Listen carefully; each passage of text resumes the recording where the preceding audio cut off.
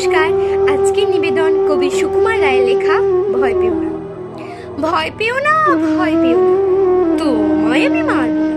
সত্যি বলছি, কুস্তি করে তোমার সঙ্গে পারবো না। মনটা আমার বড্ড নরম, হাড়ে আমার রাখতে নেই। তোমায় আমি চিবিয়ে খাবো এমন আমার সাধ্যি নেই। মাথায় আমার শিং দেখে ভাই ভয় পেয়েছো কতই না, জানো না ওর মাথার ব্যারাম। কাউকে আমি কতই না। এসো এসো গর্তে এসো, বাস করে যাও 4টি দিন। আদর করে শিখে তুলে রাখবো তোমায় রাত্রি দিন।